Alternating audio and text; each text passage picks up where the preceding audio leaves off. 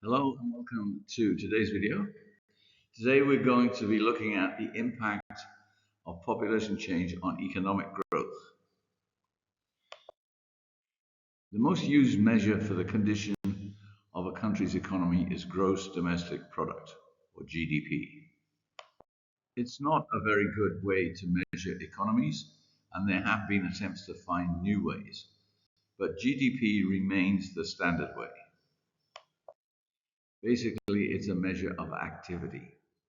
It doesn't tell us if that activity was useful or efficient or successful, so it's not great. It's a bit like football managers trying to assess a game that they didn't watch by getting figures about how far each player ran. Nothing about if they ran forwards or backwards, or if they tackled or passed or shot at goal. Nevertheless, we're kind of stuck with it because it's the measure every country uses and it's been collected longer than other figures. So if you want to compare Taiwan's economy with Japan's, or compare Japan's now with Japan's in 1960, GDP is almost sure to be what you use. So how does population affect GDP? Crudely, the bigger the population, the bigger the GDP. If you've got 12 players on the pitch instead of 11, the total distance your players run will be more. That's the effect of population. This doesn't mean that the countries with the most population will have the highest GDP. It does mean that if the population of a country goes up by 2%, other things being equal, its GDP will go up by 2%. Countries are very sensitive about what is happening with their GDP. The USA has a problem with the fact that their GDP is growing a lot slower than China's. At the same time, China's very proud about that. In democracies, GDP figures as a measure of how the country's economy is doing are a big issue at election time. If last year's the GDP grew by 2%, but this year it only grew by 1%, the opposition parties, who are not part of the government when that happened, will say the government is making a mess of the economy. They will say, vote for us and we'll do a better job. If the GDP has grown more this year than last year, the existing government will say, vote for us and it'll keep getting better. Some countries, like India, have seen their GDP improve a lot in the past due to population increases. So what if population starts to fall? Let's imagine a country called Sunland, where the population is forecast to be 50% of its present level 50 years from now, in 2075. In other words, it will lose around 1% of its population every year. GDP growth every year in most countries is not huge. A country would usually be happy with 3% growth, okay with 2%, and not happy with 1%. GDP can also go down, and governments are very afraid of that. It suggests that there will be fewer jobs, lower profits for businesses, and no wage rises for workers. It might also suggest that other countries are doing things better. Maybe they make better or cheaper cars or computers or phones than your country does. In a democracy, it's hard for a government that has seen negative GDP to get re-elected. So in Sunland, they have a problem.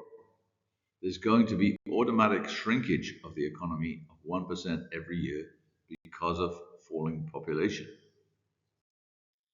In China, for example, they have very ambitious plans to grow the economy by 2030, but their population has started to fall from 2022. That's going to make it very tough to meet their goals.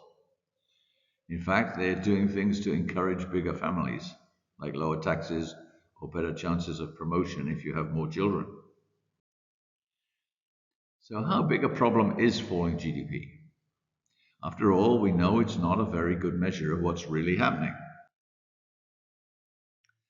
The answer is that it's not a huge problem, but we'll need to change what we focus on and ditch some of our old ideas about falling GDP. GDP per person becomes much more important. This is the total GDP for the country divided by the population. If you like, it's how much GDP each. We already use GDP per person to make comparisons between countries. For example, if you want to compare China with about 2 billion people with New Zealand with 5 million, China's GDP will always be way bigger.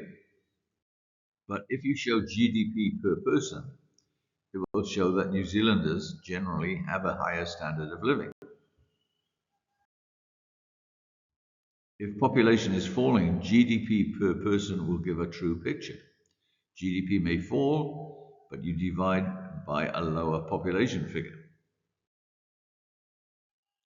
What we're saying is that we will produce fewer cars, computers, or phones because there are fewer people to buy them. That means factories need fewer workers. But that's okay because there are fewer people needing a job because of the smaller population. You can think of it like a journey back in time. In 1980, we had lower GDP and lower population, and it worked as well as it does today. There is no reason that a lower GDP, lower population system cannot work successfully. A lot of the doubt and fear is about the journey from where we are now to that new stable situation. Who knows if that fear is justified? On the one hand, many things about it look difficult. The reduction in demand will not all happen immediately. Let's look at the situation if population drops 1% a year from 2030. It will start with smaller demand for cots and baby clothes. It will be, say, 5 years before the demand for places at kindergarten is affected. It will be, say, 20 years before the demand for cars and university places and student flats are affected.